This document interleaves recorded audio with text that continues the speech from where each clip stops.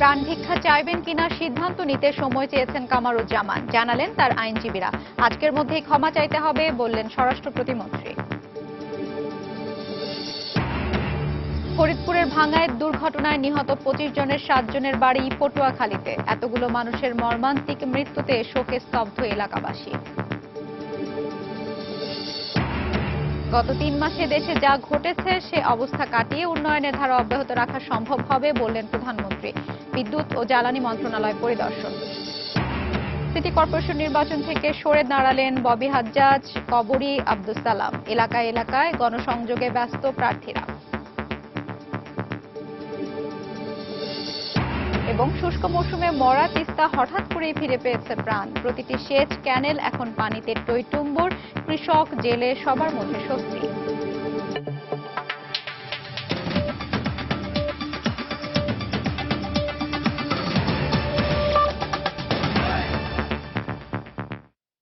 সময় সংবাদের সঙ্গে আছি আমি হাফসাতুন্নেসা। মৃত্যুদণ্ডের সাজাপ্রাপ্ত জামায়াত নেতা কামারুজ্জামান রাষ্ট্রপতির কাছে প্রাণ ভিক্ষা চাইবেন কিনা সে সিদ্ধান্ত নেওয়ার জন্য সময় চেয়েছেন বলে জানিয়েছেন তার আইনজীবী অ্যাডভোকেট শিশির মনির। সকালে কারাগারে কামারুজ্জামানের সাথে দেখা করে তার আইনজীবী সাংবাদিকদের কথা জানান। সকাল 11:15টার দিকে কামারুজ্জামানের সঙ্গে দেখা করতে তার 5 আইনজীবী কারাগারে যান। প্রায় ঘণ্টাখানেক কামারুজ্জামানের সঙ্গে কথা বলে আইনজীবীরা বেরিয়ে এসে জানান তিনি প্রাণ ভিক্ষা চাওয়ার বিষয়ে সময় চেয়েছেন। এর আগে আলবদর এই নেতার রিভিউয়ের রায়ের কপি গতকাল কারাগারে পৌঁছানোর পর তাকে পড়ে শোনানো হয়। এরপরই তিনি প্রাণ ভিক্ষার বিষয়ে সিদ্ধান্ত নিতে আইনজীবীদের সঙ্গে সাক্ষাৎ করতে চান। জেল কর্তৃপক্ষ গতকালকে মহামান্য আপিল বিভাগের রায়ের পূর্ণাঙ্গ কপি তাকে পড়ে শুনিয়েছেন। এই বিষয়ে জনাব কামরুজ্জামান এই রায়ের বিষয়ে আমাদের সঙ্গে পরামর্শ করেছেন এবং বিভিন্ন বিষয়ে জানতে চেয়েছেন এবং এই রায়ের যে সমস্ত বিষয়ে ডিসকাস হয়েছে সেই বিষয়গুলো আমাদের ক্লারিফিকেশন উনি নিতে চেয়েছেন। আমরা আমাদের সাধ্যমতো আইনজীবী হিসেবে আমাদের সাধ্যমতো সমস্ত ক্লারিফিকেশন তাকে দেওয়ার চেষ্টা করেছি। উনি আমাদেরকে বলেছেন এর পরবর্তী পদক্ষেপ সম্পর্কে উনি নিজে চিন্তা করবেন, উনি ভাববেন এবং ভেবেচিন্তে পরবর্তী সিদ্ধান্ত উনি গ্রহণ করবেন। এদিকে স্বরাষ্ট্র প্রতিমন্ত্রী আসাদুজ্জামান খান কামাল জানিয়েছেন মৃত্যুদণ্ডপ্রাপ্ত কামারুজ্জামানকে প্রাণ ভিক্ষার বিষয়ে আজকের মধ্যে সিদ্ধান্ত নিতে হবে। রাষ্ট্রপতির কাছে প্রাণ ভিক্ষা না চাইলে রায়ের নির্দেশনা অনুযায়ী ব্যবস্থা নেওয়া হবে বলেও জানিয়েছেন তিনি।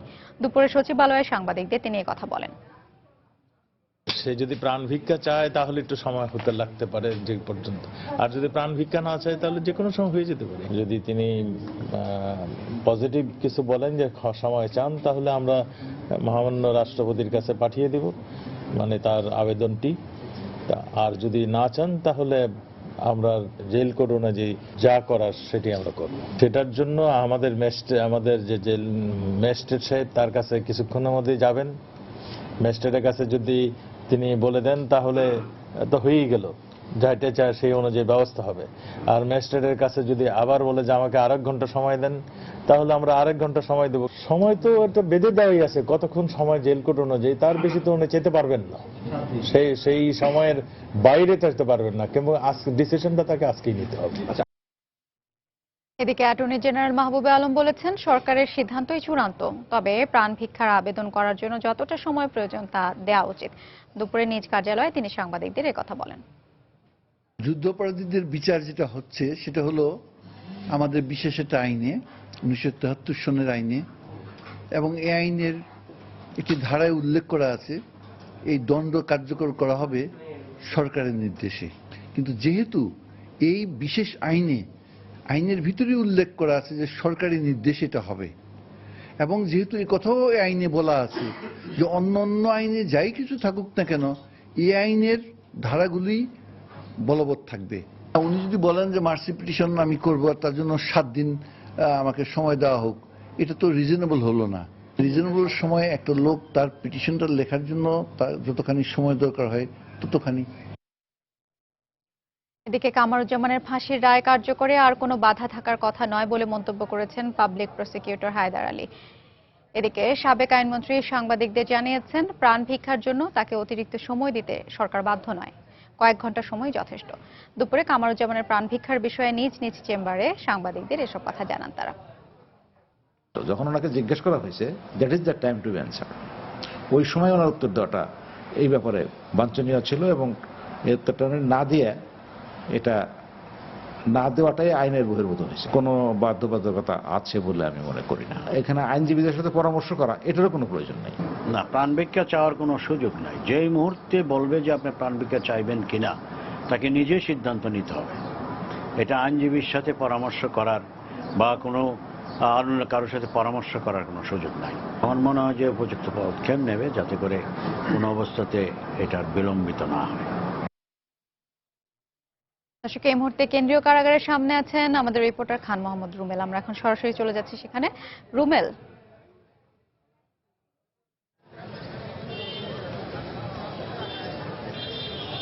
হাফসা, আপনি জানেন যে কামারুজ্জামানের যে রিভিউ আবেদনের আদেশের কপি সেটি কিন্তু গতকালকেই কারাগারে এসে পৌঁছেছে এবং আজকে সকালবেলা কামারুজ্জামানের আইনজীবীরা তার সঙ্গে দেখা করেছিলেন এবং তখন আইনজীবীরা বের হয়ে যে বিষয়টি আমাদেরকে জানিয়েছিলেন যে কামারুজ্জামান রাষ্ট্রপতির কাছে প্রাণভিক্ষার আবেদন করবেন কি করবেন না সে বিষয়ে সময় চেয়েছেন এবং আইনজীবী কিন্তু এটাও জানিয়েছিলেন যে এটি আসলে কামারুজ্জামানের ব্যক্তিগত বিষয়।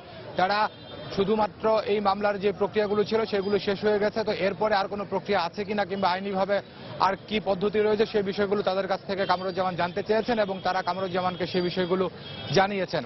তো এরপরে অর্থাৎ আইনজীবীরা চলে যাওয়ার পরপরই আমরা যেটি শুনেছিলাম যে একজন নির্বাহী ম্যাজিস্ট্রেট এই কারাগারে আসবেন এবং কামরুজ্জামানের কাছে জানতে চাইবেন যে তিনি রাষ্ট্রপতির কাছে প্রাণভিক্ষার আবেদন করবেন কিনা। তো এখনো পর্যন্ত কিন্তু যখন আমরা শুনেছিলাম যে ম্যাজিস্ট্রেট আসবেন তারপর থেকে প্রায় 3.5 ঘন্টা মতো সময় পার হয়ে গেছে, এখনো পর্যন্ত কিন্তু নির্বাহী ম্যাজিস্ট্রেট এই কারাগারে আসেননি। তো সবশেষ আমরা কিছুক্ষণ আগেও কারা কর্তৃপক্ষের সঙ্গে যোগাযোগ করার চেষ্টা করেছিলাম যে নির্বাহী ম্যাজিস্ট্রেট কখন আসবেন কিংবা আসবেন কিনা সে ব্যাপারে তাদের কাছে কোনো তথ্য রয়েছে কিনা, তো তারাও কিন্তু এ ব্যাপারে আমাদের সঙ্গে কথা বলতে রাজি হননি। তো এই হচ্ছে এখানকার অবস্থা। আর এছাড়াও আরেকটা বিষয় আমরা যেটি দেখছি যে এই কারাগার এলাকায় কিন্তু নিরাপত্তা ব্যবস্থা গত 3 দিন ধরে যেটি রয়েছে আজকেও কিন্তু সে একই ধরনের নিরাপত্তা ব্যবস্থা আমরা এখানে দেখছি। যেই কারা ফটকটি রয়েছে তার সামনে আপনি জানেন যে কারারক্ষী অর্থাৎ কারা পুলিশ যারা রয়েছে তারা দায়িত্ব পালন করেন, কিন্তু আমরা এই মুহূর্তে দেখছি যে কারা পুলিশদের পাশাপাশি কিন্তু এখানে বেশ কিছু র্যাবের সদস্য এই কারা ফটকের সামনে মোতায়েন রয়েছেন। এছাড়া আশপাশের এলাকায় কিন্তু সাদা পোশাকে পুলিশের সদস্যরা রয়েছেন, পোশাকেও পুলিশের সদস্যরা এই কারা ফটকের চারপাশে এবং বিভিন্ন যে ভবনগুলো রয়েছে সেসব ভবনের ছাদেও তিনি অবস্থান করছেন। তো সবকিছু মিলিয়ে কেন্দ্রীয় কারাগার থেকে আমার কাছে এখন পর্যন্ত এই ছিল সবশেষ তথ্য। রুমেল, আপনাকে ধন্যবাদ। দর্শক, কেন্দ্রীয় কারাগারের সামনে থেকে আমাদের রিপোর্টার খান মোহাম্মদ রুমেল জানাচ্ছিলেন সবশেষ তথ্যগুলো। ফরিদপুরে মর্মান্তিক সড়ক দুর্ঘটনায় 25 জন নিহত হয়েছেন। গতকাল রাত 1টার দিকে ভাঙ্গা উপজেলার ফরিদপুর বরিশাল মহাসড়কের পূর্ব সদরদি এলাকায় নিয়ন্ত্রণ হারিয়ে খাদে পড়ে গেলে এ ভয়াবহ ঘটনা ঘটে। যাত্রীদের অভিযোগ, চালকের অসাবধানতার কারণে এই দুর্ঘটনা ঘটেছে। তবে চালকের দাবি, যাত্রী বেশে থাকা ডাকাত বাসের নিয়ন্ত্রণ নেওয়ার পরই এই ঘটনা ঘটে। এদিকে ঘটনা তদন্তে জেলা প্রশাসনের পক্ষ থেকে 5 সদস্যের কমিটি গঠন করা হয়েছে। বরিশালের ফিরদৌস সোহাগ ও ফরিদপুরের সুমন ইসলামের পাঠানো তথ্য ও ছবি নিয়ে ডেস্ক রিপোর্ট। খাদে পড়ে এভাবেই দুমড়ে মুচড়ে গেছে সোনারতরী পরিবহনের এই বাসটি। গতকাল রাতে এ বাসটি 44 জন যাত্রী নিয়ে ঢাকা থেকে কুয়াকাটার উদ্দেশ্যে ছেড়ে যায়। বাসটি ফরিদপুরের ভাঙ্গা উপজেলার পূর্ব সদরদি এলাকায় পৌঁছালে চালক নিয়ন্ত্রণ হারিয়ে ফেলেন। মুহূর্তেই বাসটি রাস্তার পাশের গাছের সঙ্গে ধাক্কা খেয়ে খাদে পড়ে যায়। ঘটনাস্থলেই 5 নারী ও 1 শিশু সহ 19 জনের মৃত্যু হয়।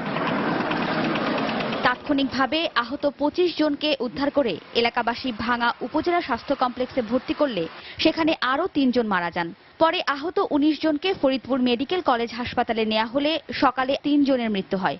এদিকে চালকের অসাবধানতাই এই দুর্ঘটনার কারণ বলে জানিয়েছেন বেঁচে যাওয়া যাত্রীরা। যাত্রী ভাইরা বলছিলাম যে তুই আস্তে চালা, তারপর ওই সাকুরের লাগে পাল্লা দেয়, এই সময় বাউ সাইডে হারাই দিচ্ছে। সামনে থেকে যাই মাইকো একটা ঠিক আছে সামনে মাইরা দিচ্ছে, তারপর কি হয়েছে আমি আর কিছু কইতে পারি না। সম্পূর্ণ আমি নিচে পড়ে গেছি, আমার উপরে 4-5 জন লোক, তারপর আমার হুশ ছিল। যদি ডাকাত হইতো তাহলে নিশ্চয়ই এরা কিছু নিত বা কোনো অস্ত্র, কিন্তু এই যে মানুষ লোক শুধু লোকই অ্যাক্সিডেন্ট হয়েছে। বরিশাল শেরি বাংলা মেডিকেল কলেজ হাসপাতালে চিকিৎসাধীন রয়েছেন বাস চালক ও হেলপার। তাদের দাবি, যাত্রী বেশি থাকা ডাকাত হামলা করে বাসের নিয়ন্ত্রণ নেয়ার কিছুক্ষণের মধ্যেই এই দুর্ঘটনা ঘটে। সাইডে কূপ দেওয়ার পর ওই ড্রাইভারের স্টাইল ছাড়িয়ে দিয়েছে, পরে ওরা বইয়া মানে অল্প কিছু দূর যাইয়া আর কি গাছ লাগে মারিয়ে দিয়েছে। রাত্রি ডাকাইতে আর কি হাইয়া আমার খেতেছে স্টার্টিং দেয়, রানিং এ গাড়ির স্টার্টিং দিয়ে থাবা দিচ্ছে, টানাটানি করে, এরপরে সারি নেই দেখে কোপ দিয়েছে। যেহেতু দুর্ঘটনা মাল্টিপল ইনজুরি হয়, অনেক সময় যে গ্লাস ভেঙে হতে পারে অথবা জানলার যে কাঁচ টিন অনেক কিছুই থাকে, তারা ওরা করে হয়তো বেরোতে চাচ্ছে সেখানে হতে পারে। এইভাবে স্পেসিফিক্যালি এখন whether it is sharp or blunt weapon এইভাবে এখন বলা বেশ ডিফিকাল্ট। এই ঘটনায় 5 সদস্যের তদন্ত কমিটি গঠনের পাশাপাশি নিহতদের প্রত্যেকের পরিবারকে 10,000 টাকা করে দেওয়ার ঘোষণা দিয়েছে জেলা প্রশাসন। ওয়াহিদা স্বপ্না, সময় সংবাদ। দর্শক, এই মুহূর্তে ভাঙা হাইওয়ে থানায় আছেন আমাদের রিপোর্টার তানিন মেহেদী। আমরা সরাসরি চলে যাচ্ছি সেখানে। তানিন,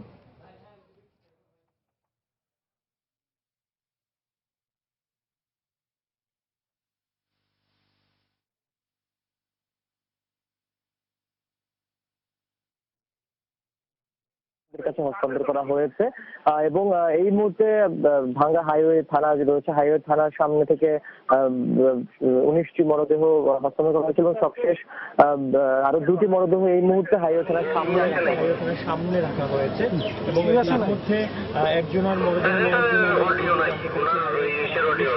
করেছে আমাদেরকে বরিশাল থেকে তার স্বজনেরা রওনা করেছিল এবং তার স্বজনেরা আসলে তার মরদেহ স্বজনদের কাছে হস্তান্তর করা হবে। আমার পেছনে দেখতে পাচ্ছেন যে দুর্ঘটনা কবলিত যে বাসটি রয়েছে, সেই বাসটিকে কিন্তু হাইওয়ে থানার সামনে এনে রাখা হয়েছে এবং ফায়ার সার্ভিসের কর্মীরা যারা রয়েছেন তারা এবং পুলিশের সহায়তায় এই বাসটিকে এখানে নিয়ে আসা হয়েছে। এর বাইরে যারা আহত রয়েছেন তাদেরকে ফরিদপুর মেডিকেল কলেজ হাসপাতালে চিকিৎসা দেওয়া হচ্ছে এবং এখন পর্যন্ত 11 জন যারা আহত রয়েছেন তারা চিকিৎসাধীন রয়েছেন ফরিদপুর মেডিকেল কলেজ হাসপাতালে এবং তাদের শারীরিক অবস্থা সম্পর্কে আমরা চিকিৎসকদের সঙ্গে আমরা কথা বলেছিলাম। তারা আমাদেরকে নিশ্চিত করেছেন যে তাদের শারীরিক অবস্থা আগের থেকে ঘটনার পরে তাদের যে শারীরিক অবস্থা ছিল সেই শারীরিক অবস্থা অনেকটাই উন্নতি হয়েছে এবং তারা আশঙ্কা মুক্ত বলে আমাদেরকে জানিয়েছেন হাসপাতালের চিকিৎসক। তো দেখতে পাচ্ছেন যে দুর্ঘটনা কবলিত বাসটি, সেই দুর্ঘটনা কবলিত বাসের যে বর্তমান চিত্র আসলে অনেকটা দুমড়ে মুচড়ে গিয়েছে এবং প্রত্যক্ষদর্শী যারা ছিলেন এবং পুলিশ নিশ্চিত করেছেন যে উপরের যে অংশটি দেখা যাচ্ছে মূলত একটি গাছের সঙ্গে এসে মূলত বাসটির মাঝখানে ধাক্কাটা লাগে এবং যার ফলে এই দুর্ঘটনাটি ঘটে এবং এরপরে কিন্তু দুর্ঘটনার পরে যারা মারা গেছে আর যারা রয়েছেন তারা যারা রয়েছে মেডিকেল কলেজ হাসপাতালে তাদের চিকিৎসা স্থানীয় প্রশাসন যারা রয়েছেন তারা আমাদেরকে বলেছে যে সব ধরনের সহযোগিতা করা হচ্ছে এবং তাদের চিকিৎসার খরচ সরকারের পক্ষ থেকে বহন করা হচ্ছে।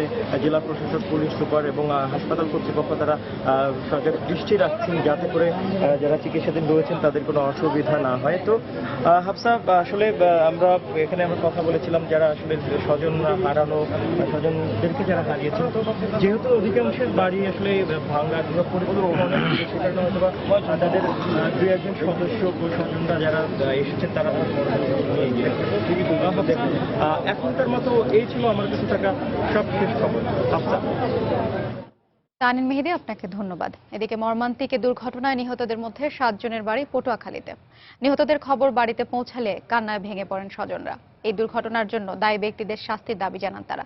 নিহত 7 জনের মধ্যে এখন পর্যন্ত সদর উপজেলার ইলিয়াস কবির, কলাপাড়া উপজেলার হেলাল ফকির ও 8 বছর বয়সী শিশু আকলিমার পরিচয় নিশ্চিত হওয়া গেছে। বাকিদের বাড়ি কলাপাড়া, মির্জাগঞ্জ ও সদর উপজেলায়। আরে বাবা, কোন কামাই করতে গেলে তুমি?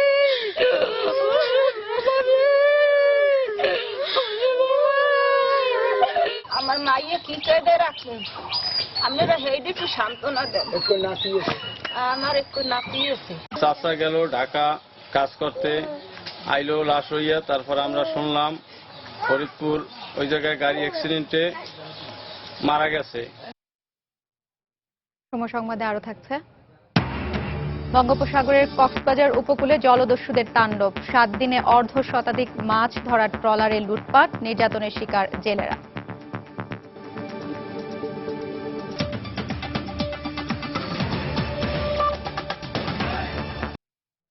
গত 3 মাসে দেশে যে নৈরাজ্য ঘটেছে তা কাটিয়ে উন্নয়নের ধারা অব্যাহত রাখা হবে বলে আশা প্রকাশ করেছেন প্রধানমন্ত্রী শেখ হাসিনা।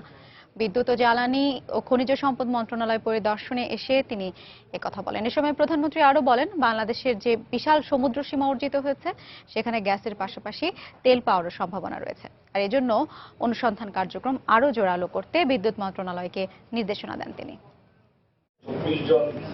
চলতি মেয়াদে দ্বিতীয়বারের মতো বিদ্যুৎ, জ্বালানি ও খনিজ সম্পদ মন্ত্রণালয় পরিদর্শন করলেন প্রধানমন্ত্রী শেখ হাসিনা। ঊর্ধ্বতন কর্মকর্তাদের সাথে বৈঠকে প্রধানমন্ত্রী বলেন, মন্ত্রণালয়ের কর্মকর্তা কর্মচারীদের কঠোর পরিশ্রমের কারণে মাত্র 6 বছরে বিদ্যুতের উৎপাদন 3000 মেগাওয়াট থেকে 13000 মেগাওয়াটে উন্নীত করা সম্ভব হয়েছে। সেই লক্ষ্যটা বাস্তবায়ন করতে হলে 3 মাসের টানা অবরোধ হরতাল প্রসঙ্গ টেনে শেখ হাসিনা বলেন, এ সময় মানুষ পুড়িয়ে মারা হয়েছে, সম্পদ ধ্বংস করা হয়েছে, সরকারি অফিস আদালতের সঙ্গে পুড়িয়ে দেওয়া হয়েছে বিদ্যুৎ কেন্দ্র। দেশের স্বার্থে যে রাজনীতি করে সে কখনো এই ধরনের ধ্বংসাত্মক কাজ করতে পারে না। এ তো পুরো রাজনীতির উপরেই একটা বদনাম দেওয়া।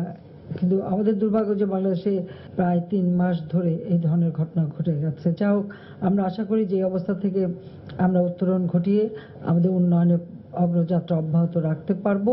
বঙ্গোপসাগরে যে নতুন সমুদ্র সীমার অধিকার পাওয়া গেছে সেখানে অনুসন্ধান আরো জোরদার করতে জ্বালানি ও খনিজ সম্পদ মন্ত্রণালয়কে তাগিদ দেন প্রধানমন্ত্রী।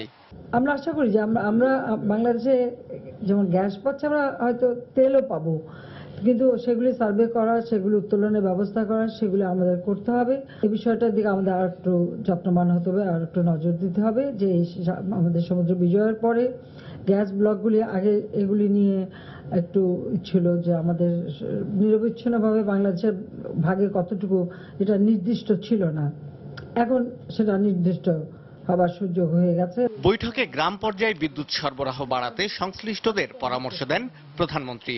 বলেন, গ্রামে বিদ্যুৎ সরবরাহ বাড়লে তৈরি হবে শিল্প প্রতিষ্ঠান, মানুষের কর্মসংস্থান হবে, আর শক্তিশালী হবে দেশের সামগ্রিক অর্থনীতি। শাহ আলী জয়, সময় সংবাদ, ঢাকা। সিটি কর্পোরেশন নির্বাচনের খবর এবার। ঢাকা উত্তর ও দক্ষিণ সিটি কর্পোরেশন নির্বাচন থেকে সরে দাঁড়ালেন ববি হাজ্জাজ, সারাহ বেগম কবরী ও আব্দুস সালাম। বিকেলে ঢাকা দক্ষিণ সিটি কর্পোরেশনের মেয়র প্রার্থী আব্দুস সালামের মনোনয়ন প্রত্যাহার করেন তার প্রস্তাবকারী মনিরুল ইসলাম খান। উত্তর থেকে প্রার্থিতা প্রত্যাহার করেন ববি হাজ্জাজ ও সারাহ বেগম কবরী। এদিকে সিটি নির্বাচনে ঢাকা উত্তরে বিএনপি নেতা আব্দুল আওয়াল মিন্টুর মনোনয়নপত্র বাতিলের সিদ্ধান্ত বহাল রেখেছেন হাইকোর্ট। চূড়ান্ত তালিকা প্রকাশের পর আগামীকাল প্রার্থীদের প্রতীক বরাদ্দ দেবেন সংশ্লিষ্ট রিটার্নিং কর্মকর্তারা।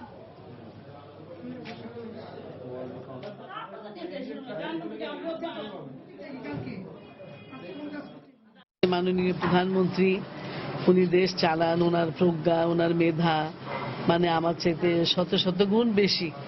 সুতরাং উনি মনে করেছেন যে হয়তো আমার চাইতে আরো ভালো ক্যান্ডিডেট কিংবা আরো ভালো কাজ করতে পারে অন্য মানুষ, সেজন্য তার প্রতি আমার সম্মান প্রদর্শন করে আমি আমার প্রার্থিতা প্রত্যাহার করলাম। এদিকে নির্বাচনী প্রচারণা ও জনসংযোগ করছেন ঢাকা উত্তর ও দক্ষিণ সিটি কর্পোরেশন নির্বাচনের মেয়র ও কাউন্সিলর প্রার্থীরা। ঢাকা দক্ষিণে বিএনপি সমর্থিত মেয়র প্রার্থীর পক্ষে জনসংযোগে বাধা দেওয়ার অভিযোগ করা হয়েছে। এদিন ঢাকার উত্তর ও দক্ষিণে আওয়ামী লীগ সমর্থিত মেয়র প্রার্থীরা ভোটারদের কাছে তুলে ধরেছেন তাদের প্রত্যয়ের কথা। দেবাশিস রায়কে সঙ্গে নিয়ে আরো জানাচ্ছেন আতিকুর রহমান তমাল। সকাল থেকেই চৈত্রের প্রখর তাপ ছিল রাজধানী জুড়ে। সেই তাপকে উপেক্ষা করে ভোটের উত্তাপে মেয়র ও কাউন্সিলর প্রার্থীরা নামেন জনসংযোগে। রাজধানীর ধোলাইপাড়ে ঢাকা দক্ষিণের আওয়ামী লীগ সমর্থিত মেয়র প্রার্থী সাইদ খোকন গণসংযোগ করেন। এ সময় তিনি ঢাকাকে বাসযোগ্য নগরী হিসেবে গড়ে তোলার প্রত্যয় ব্যক্ত করেন। আমাদেরকে আগামী 28শে এপ্রিল যদি আপনারা সমর্থন দেন, আপনারা দোয়া দেন, আমাদেরকে ভোট দেন, ইনশাআল্লাহ ঢাকাকে একটি বাসযোগ্য নগরী হিসেবে আগামী প্রজন্মের কাছে ইনশাআল্লাহ তুলে দেওয়ার চেষ্টা করব।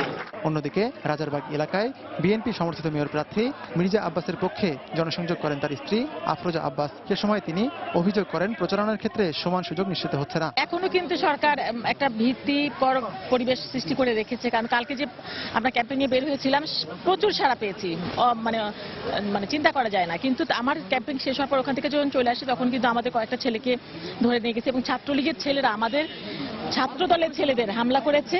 মিরপুরে জনসংযোগ করেন আওয়ামী লীগ সমর্থিত মেয়র প্রার্থী আনিসুল হক। এ সময় তিনি কয়েকটি কাঁচা বাজার ও গার্মেন্টসে ঘুরে ঘুরে সবার দোয়া চান। আমাদের এবারের স্লোগান হলো সমাধান যাত্রা। আমার জীবনই শুরু হয়েছে ফ্যাক্টরি দিয়ে, আমার জীবনের এই আজকে যদি উপরে উঠে আসার কিছুটাও হয়ে থাকে সেটি এই ফ্যাক্টরির জন্যই হয়েছে, কাজ করার ফলে হয়েছে।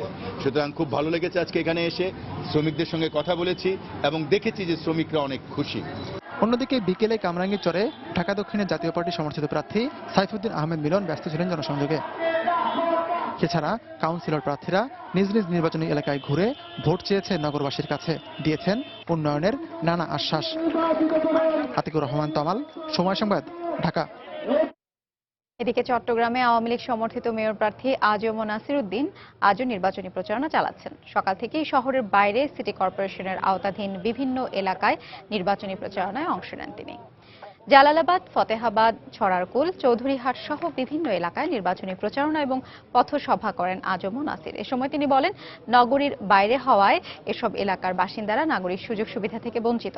তিনি নির্বাচিত হলে এসব এলাকায় উন্নয়নের কাজ করবেন বলেও প্রতিশ্রুতি দেন। গত 3 মাসের রাজনৈতিক অস্থিরতার প্রভাব সামাজিক, রাজনৈতিক, যোগাযোগ সহ সার্বিক খাতে নেতিবাচক প্রভাব ফেলবে। সকালে রাজধানীতে 3 দিনের মোটর শো এর উদ্বোধন করে সড়ক পরিবহন ও সেতুমন্ত্রী ওবায়দুল কাদের এই কথা বলেন। এ সময় মন্ত্রী সড়ক দুর্ঘটনার জন্য রাস্তা নয় বরং ফিটনেসবিহীন, অদক্ষ, অপেশাদার এবং বেপরোয়া গাড়ি চালানোকেই বেশি দায়ী করেন। আজ থেকে শুরু হওয়া 10ম নিটল নিলয় ঢাকা মোটর শো শেষ হবে আগামী 11 এপ্রিল। প্রতিদিন সকাল 10:30 থেকে রাত 8:30 পর্যন্ত চলবে এই প্রদর্শনী। প্রদর্শনীতে প্রায় 400টিরও বেশি স্টলে দেশি ও বিদেশি নির্মাতা ও সরবরাহকারীগণ গাড়ি, মোটরসাইকেল সহ বিভিন্ন যন্ত্রাংশ প্রদর্শন করবেন। 3 মাসের পলিটিক্যাল ভায়োলেন্স, এই সময় পরিবহন সেক্টর ক্ষতিগ্রস্ত হয়েছে, অসংখ্য মানুষের প্রাণহানি ঘটেছে। আমার এখন রাস্তা হচ্ছে কম, ফ্যামিলিতে 10 জন আছে, 10টা গাড়ি, 10টা গাড়ি একসঙ্গে রাস্তায় চালা, কিন্তু রাস্তায় যে উনি আটকে আছেন, ওনার কাজকর্ম আটকে আছে, আর্থিক ক্ষতি হচ্ছে, সময়ের অপচয় হচ্ছে, এটা কিন্তু ভাবছেন না কেউ। শুষ্ক মৌসুমে মরা তিস্তা হঠাৎ করেই যেন প্রাণ ফিরে পেয়েছে, আর এতে কৃষক, জেলে সবার মধ্যে ফিরে এসেছে স্বস্তি। প্রতি বছরই এ সময় পানির জন্য হাহাকার করেন কৃষকরা, কিন্তু এবার অবিশ্বাস্যভাবে হঠাৎ করেই সে অবস্থা বদলে গেছে। আকস্মিক উজানের ঢলে তিস্তা নদীতে এখন চাহিদার চেয়েও বেশি পানি। প্রতিটি সেচ ক্যানেল পানিতে টইটুম্বুর হওয়ায় এলাকার সবাই দারুণ খুশি। নীলফামারীর তিস্তা ব্যারেজ এলাকা ঘুরে এসে তরিকুল ইসলামের ক্যামেরায় বিস্তারিত জানাচ্ছেন মানিক সরকার।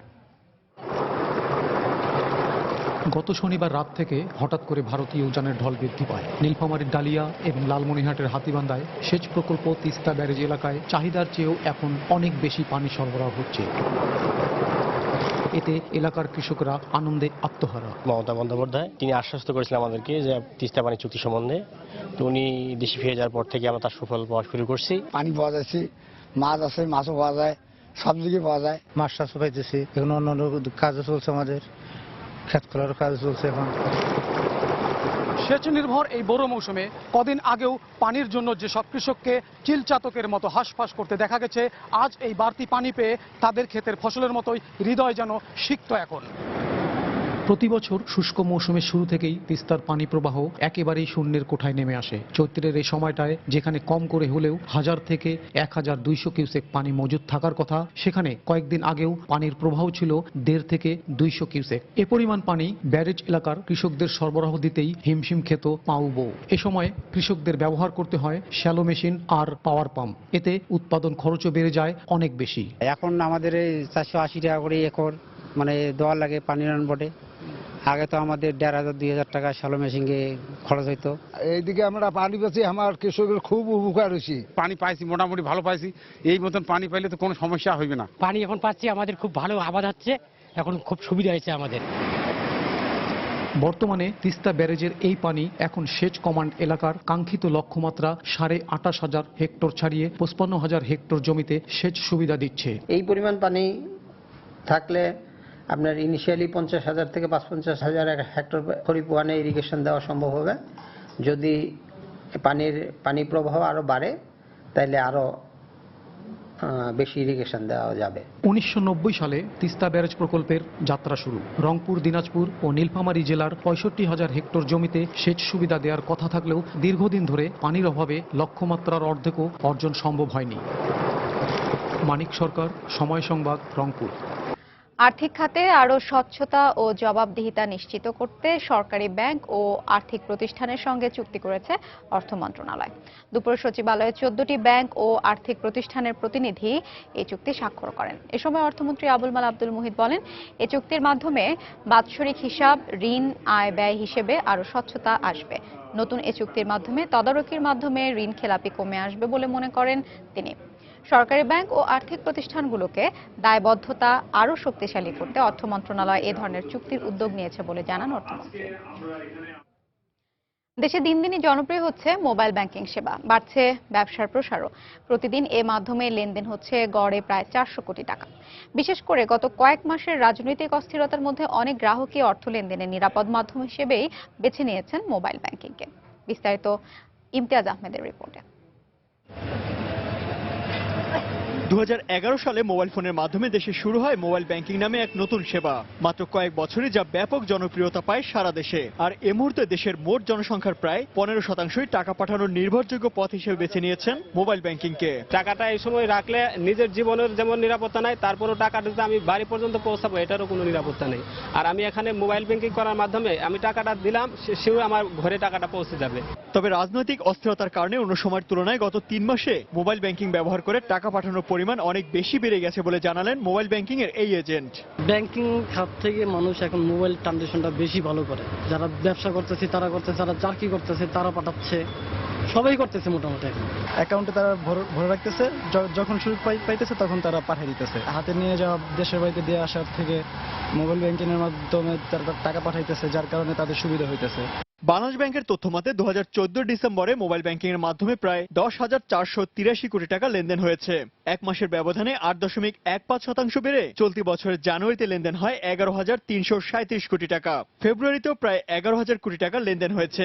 মোবাইল ব্যাংকিং সেবা খাতের এমন পরিসংখ্যানে তাই সফলতার মাপকাঠিতে এই প্রকল্পকে সবচেয়ে এগিয়ে রাখছে বাংলাদেশ ব্যাংক। আমাদের সেন্ট্রাল ব্যাংকের একটা প্রতিশ্রুতি আছে যে আগামী 5 বছরের মধ্যে বাংলাদেশের সকল মানুষকে আমরা ব্যাংকিং সেবার আওতায় নিয়ে আসব। মোবাইল ব্যাংকিং প্রক্রিয়া তার মধ্যে একটা। তো মোবাইল ব্যাংকিং আমাদের একটা সফল প্রকল্প এবং দিনে দিনে এটা পরিধি বাড়ছে। ডিসেম্বর 2014 সালের তথ্য মতে প্রায় 5.5 লাখ এজেন্টের মাধ্যমে মোবাইল ব্যাংকিং সেবা গ্রহণ করছে 2.5 কোটি গ্রাহক। ইমতিয়াজ আহমেদ, সময় সংবাদ, ঢাকা। অভিবাসী কর্মীদের জন্য মেশিন রিডেবল পাসপোর্ট MRP প্রকল্পের মেয়াদ প্রয়োজনে বাড়ানো হবে বলে জানিয়েছেন প্রবাসী কল্যাণ ও বৈদেশিক কর্মসংস্থান মন্ত্রী খন্দকার মোশাররফ হোসেন।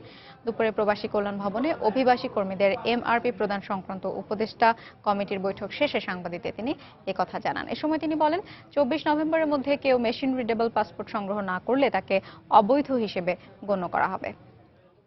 নভেম্বর মাসের 24 তারিখের মধ্যে আমাদের 92 লক্ষ লোক 160টা দেশে কর্মরত আছেন, তাদের সবাই হাতে MRP পৌঁছে দিতে হবে। যদি MRP তারা না পায়, যাদের হাতে MRP থাকবে না তারা অবৈধ হিসেবে গণ্য হবে। চট্টগ্রামে একটি ইলেকট্রনিক্স পণ্যের গোডাউনে বিপুল পরিমাণ স্বর্ণালংকার ও স্বর্ণের বারের সন্ধান পেয়েছে পুলিশ। গত রাত 11টা থেকে 1:30 পর্যন্ত অভিযানে 14 কেজি ওজনের 120টি স্বর্ণের বার এবং 6 কেজি স্বর্ণালংকার উদ্ধার করা হয়। এ সময় 2 জনকে আটক করে পুলিশ। পুলিশ জানায়, গত রাত 11টার দিকে আনুমাঝির ঘাট এলাকায় এসি মেলা নামের ইলেকট্রনিক্স পণ্যের ওই গোডাউনে অভিযান চালানো হয়। এ সময় কয়েকটি সাউন্ড সিস্টেমের ভেতর প্রথমে স্বর্ণের বারগুলো পাওয়া যায়। পরে বিভিন্ন কার্টুনের ভেতর থেকে 6 কেজি স্বর্ণালংকার উদ্ধার করা হয়। গোডাউনে কি পরিমাণ স্বর্ণালংকার ও স্বর্ণের বার আছে তা সব কার্টুন পরীক্ষা নিরীক্ষার পর নিশ্চিত হওয়া যাবে বলে জানিয়েছে পুলিশ। আমাদের ব্যাগেজ আসতো, ওগুলো ডেলিভারি দিতাম, এগুলো আর বেশি কিছু জানি না। কারা আনতো এগুলো আমাদের পোর্ট দিয়ে আসতো, বাইরে থেকে মালিক আনতো আর এই এক চালানটা হয়তো ধরা পড়লো, আরো হয়তো কত চালান এইভাবে পার হয়ে গেছে। যে পথে এগুলো পাচার করা হচ্ছিল, যদি সেগুলো সঠিক পথে এসে থাকে এবং সঠিক ব্যবসার যদি স্বর্ণ হয়, তাহলে তো নিশ্চয়ই এইভাবে আসার কথা না। অবশ্যই এটা সাধারণ মানুষের কারবার না। তো ফলে কারা জড়িত আছে আমরা তদন্ত সাপেক্ষে এটা বের করতে পারবো। বঙ্গোপসাগরে কক্সবাজার উপকূলে থামছে না জলদস্যুদের তাণ্ডব। গত 7 দিনে অর্ধশতাধিক মাছ ধরার ট্রলারে লুটপাট ও জেলেদের ওপর নির্যাতন চালানো হয়েছে। জেলে ও ট্রলার মালিকদের দাবি, জলদস্যু নির্মূলে কোনো ব্যবস্থা নেওয়া না হলে পেশা ছেড়ে দিতে বাধ্য হবেন তারা। তবে পুলিশ বলছে, বিশেষ অভিযান চালিয়ে জলদস্যু দমন করা হচ্ছে। সুজাউদ্দিন রুবেলের পাঠানো তথ্য ও মোহাম্মদ ফরাজের ছবি নিয়ে ডেস্ক রিপোর্ট। অরক্ষিত বঙ্গোপসাগরে অব্যাহত রয়েছে মাছ ধরার ট্রলারে ডাকাতি, হত্যা ও মুক্তিপণ আদায়। প্রায় প্রতিদিনই সাগরের কোনো না কোনো স্থানে নিরীহ জেলেদের ওপর তাণ্ডব চালাচ্ছে জলদস্যুরা। গত 7 দিনে বঙ্গোপসাগরের সোনাদিয়া, কুতুবদিয়া ও বাঁশখালী সহ বেশ কয়েকটি পয়েন্টে অর্ধ শতাধিক মাছ ধরার ট্রলারে লুটপাট ও জেলেদের শারীরিক নির্যাতন করেছে জলদস্যুরা। ফলে চরম আতঙ্কে অনেক জেলে বন্ধ করে দিয়েছে মাছ ধরা, আর তীরে নোঙ্গর করে রেখেছে মাছ ধরার ট্রলার। জাল টানতেছি সবাই, এই টাইমের মধ্যে জলদস্যুরা আমাদের বুটের পিছন থেকে হোক বা সামন থেকে হোক অস্ত্র শস্ত্র নিয়ে আমাদের উপরে আক্রমণ করে। মাঝি মাল্লাদেরকে রাখি দিয়া টাকা আদায় করে নেয়। ওদের জ্বালা আমরা সাগরে ফিশিং করতে পারতেছি না। ফ্যামিলি খরচ আমাদের খরচ কিন্তু আমরা পোষাতে পারছি না। এই জন্য আমরা ব্যবসায়ী ভাইরা যারা আছি এখানে, যারা ব্যবসা করি, সবাই খুবই সংকটের মধ্যে আছি। এই অবস্থায় বঙ্গোপসাগরের কক্সবাজার উপকূলে জলদস্যু দমনে প্রধানমন্ত্রীর হস্তক্ষেপ কামনা করেছেন ট্রলার মালিক সমিতির এ নেতা। তালিকাও দিয়েছি আমরা পুলিশ প্রশাসনকে। আমরা এই ব্যাপারে আমরা মাননীয় প্রধানমন্ত্রীর কাছে হস্তক্ষেপ কামনা করি, যাতে অচিরে আমাদের জলদস্যুতা বন্ধ হলে আমরা ফিশিং করতে পারবো, নাহলে অচিরে আমরা ফিশিং বন্ধ করে দেবো। তবে কক্সবাজারের শীর্ষ এ পুলিশ কর্মকর্তার দাবি, বিশেষ অভিযানের মাধ্যমে জলদস্যুদের দমনে কাজ চলছে। কুতুবদিয়াতেও বিশেষ অভিযান শুরু হয়েছে এবং ইতিমধ্যে আমরা 5-6 জন জলদস্যুকে গ্রেপ্তার করেছি। এখন মৎস্য আহরণের এই মৌসুমে তারা একটু বেশি তৎপর বলে প্রতীয়মান হচ্ছে, কিন্তু তাদের এই অপতৎপরতার রুখে দেওয়ার জন্য আমরাও কিন্তু অধিক পরিমাণে তৎপর আছি। ট্রলার মালিকদের দেয়া তথ্য মতে জলদস্যুরা গত 1 মাসে শতাধিক ট্রলারে হামলা চালিয়ে প্রায় 2 কোটি টাকার মালামাল লুট ও মুক্তিপণ আদায় করেছে অর্ধ কোটি টাকা। আর গত 2 বছরে জলদস্যুদের আক্রমণে প্রাণ হারিয়েছে শতাধিক জেলে। সময় সংবাদ, কক্সবাজার। সাভারে স্থানান্তরিত ট্যানারি শিল্প নগরীতে জমি বরাদ্দের দাবিতে কর্মবিরতি পালন করেছে ট্যানারি শিল্পের ক্ষুদ্র ব্যবসায়ী ও শ্রমিকদের 9টি সংগঠন। সকাল 8টা থেকে বিকেল 5টা পর্যন্ত কর্মবিরতি পালন করে তারা। এ সময় হাজারীবাগ ট্যানারি মোড়ে সমাবেশ করে তারা। বক্তারা বলেন, শ্রমিক ও ক্ষুদ্র ব্যবসায়ীদের চাহিদা পূরণ করতে সাভারে ট্যানারি শিল্প নগরীতে 50 একর জমির বরাদ্দের দাবি জানান। এ দাবি পূরণের প্রয়োজনে শিল্প মালিকদের সাথে সম্পাদিত চুক্তি সংশোধনেরও দাবি জানান তারা।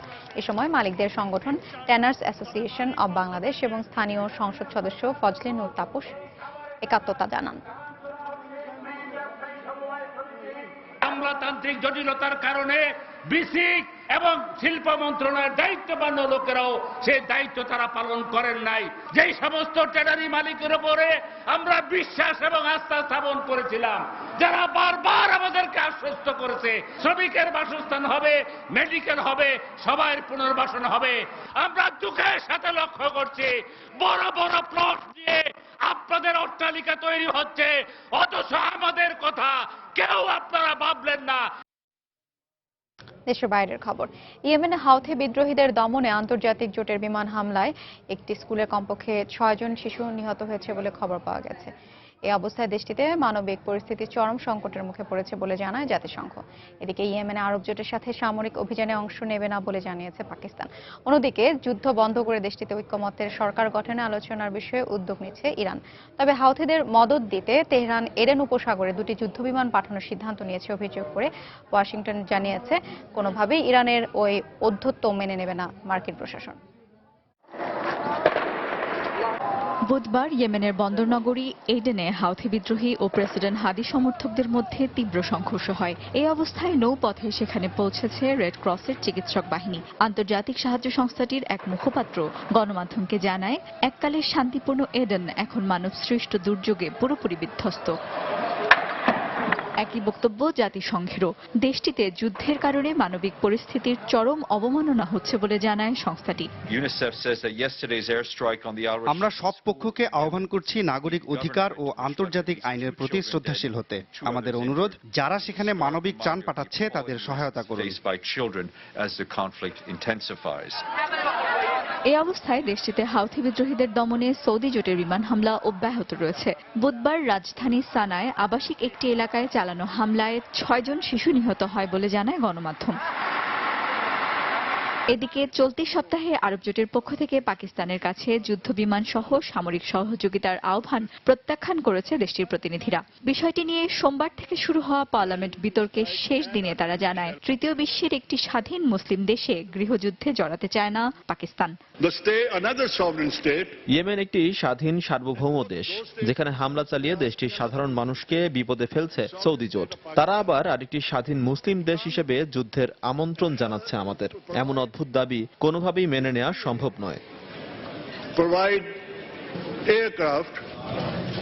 ইয়েমেন প্রেক্ষাপটে পাকিস্তানের ইসলামাবাদে ইরান পররাষ্ট্রমন্ত্রীর সাথে এক দ্বিপক্ষীয় বৈঠকেও একই ধরনের বক্তব্য দেন পাক পররাষ্ট্রমন্ত্রী। ইয়েমেনের যুদ্ধ বন্ধ করে শান্তিপূর্ণ আলোচনায় উদ্যোগ নিতে একযোগে কাজ করতে সম্মত হয় তেহরান ও ইসলামাবাদ। সানা ও এডেনবাসী সৌদি আরবের বিমান হামলার কবলে পড়ে দুর্বিষহ দিন কাটাচ্ছে। আমাদের এমন একটি রাজনৈতিক সমাধান খুঁজতে হবে যাতে দেশটিতে সব পক্ষের আলোচনার ভিত্তিতে একটি জোট সরকার গঠিত হতে পারে এবং এই যুদ্ধের একটি স্থায়ী সমাধান। প্রথম 3 দিন আমরা পার্লামেন্টে আলোচনা করেছি। সেখানে ইয়েমেনের মতো গৃহযুদ্ধ পরিস্থিতিতে পাকিস্তানের জড়িয়ে পড়ার বিরুদ্ধে মত দিয়েছে আমাদের সংসদ সদস্যরা। তবে দেশটিতে শান্তিপূর্ণ রাজনৈতিক পরিবর্তনের জন্য আলোচনার সুযোগ সৃষ্টি করতে মধ্যস্থতা করতে চায় আমরা। এদিকে মার্কিন পররাষ্ট্রমন্ত্রী জন কেরি অভিযোগ করেছেন, এডেন উপসাগরে যুদ্ধবিমান পাঠাচ্ছে ইরান। হাউথিদের সমর্থন দিয়ে ইয়েমেনে যুদ্ধ জিইয়ে রাখতে চাইলে সেটা তেহরানের জন্য ভালো হবে না বলেও হুঁশিয়ারি দেন তিনি। আমরা খবর পেয়েছি ইয়েমেনের এডেন উপসাগরে যুদ্ধজাহাজ পাঠানোর সিদ্ধান্ত নিয়েছে ইরান। তারা যদি এই ধরনের কর্মকাণ্ডের মাধ্যমে হাউথিদের মদদ দিতে চায়, তবে হোয়াইট হাউস তা কোনোভাবেই মেনে নেবে না। এদিকে ইয়েমেনে কোনোভাবেই হাউথিদের সহিংসতা ছড়াতে দেয়া হবে না বলে মন্তব্য করেছেন দেশটির পররাষ্ট্রমন্ত্রী রিয়াদ ইয়াসিন আব্দুল্লাহ। বুধবার সৌদি জোটের প্রধান শরিক আরব আমিরাত সফরকালে তিনি আরো বলেন, রাজনৈতিক আলোচনার মধ্য দিয়েই সংকট সমাধানে এখনো আগ্রহী হাদি সমর্থকরা। সাজ্জিদা ইসলাম, সময় সংবাদ।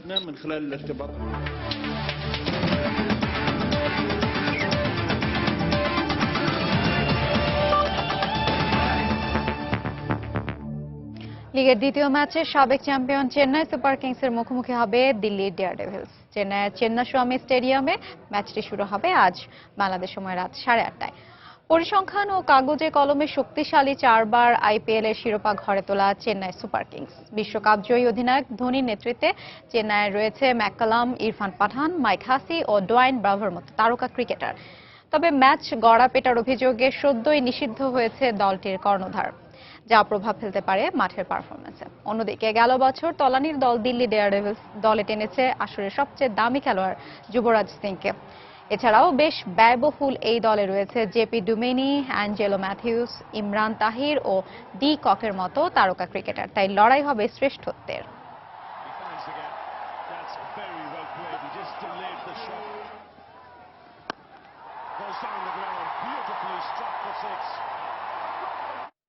এ পর্যায়ে শীর্ষ সংবাদ জানিয়ে দিচ্ছি আরেকবার। প্রাণ ভিক্ষা চাইবেন কিনা সিদ্ধান্ত নিতে সময় চেয়েছেন কামারুজ্জামান। জানালেন তার আইনজীবীরা আজকের মধ্যে ক্ষমা চাইতে হবে বললেন স্বরাষ্ট্র প্রতিমন্ত্রী। ফরিদপুরের ভাঙ্গায় দুর্ঘটনায় নিহত 25 জনের 12 জনের বাড়ি পটুয়াখালীতে। এত মানুষের মর্মান্তিক মৃত্যুতে শোকে স্তব্ধ এলাকাবাসী। গত 3 মাসে দেশে যা ঘটেছে সে অবস্থা কাটিয়ে উন্নয়নের ধারা অব্যাহত রাখা হবে বললেন প্রধানমন্ত্রী। বিদ্যুৎ ও জ্বালানি মন্ত্রণালয় পরিদর্শন। সিটি কর্পোরেশন নির্বাচন থেকে সরে দাঁড়ালেন ববি হাজ্জাজ, কবরী, আব্দুস সালাম। এলাকায় এলাকায় গণসংযোগে ব্যস্ত প্রার্থীরা। এবং শুষ্ক মৌসুমে মরা তিস্তা হঠাৎ করেই ফিরে পেয়েছে প্রাণ। প্রতিটি সেচ ক্যানেল এখন পানিতে টইটুম্বুর। কৃষক, জেলে সবার মধ্যে স্বস্তি। এই ছিল এখনকার মতো। যে কোনো খবর পেতে ভিজিট করুন সময়নিউজ.tv। যে কোনো বাংলা লিংক, রবি ও সিটিসেল নম্বর থেকে সময় সংবাদের খবর, অনুষ্ঠান সম্পর্কে জানতে এবং যে কোনো তথ্য সময় সংবাদকে জানাতে ডায়াল করুন 16242 নম্বরে। এছাড়া এই মাত্র পাওয়া খবর মোবাইলে পেতে SMS করুন *BN লিখে পাঠিয়ে দিন 16242 নম্বরে। সঙ্গে থাকুন সময়।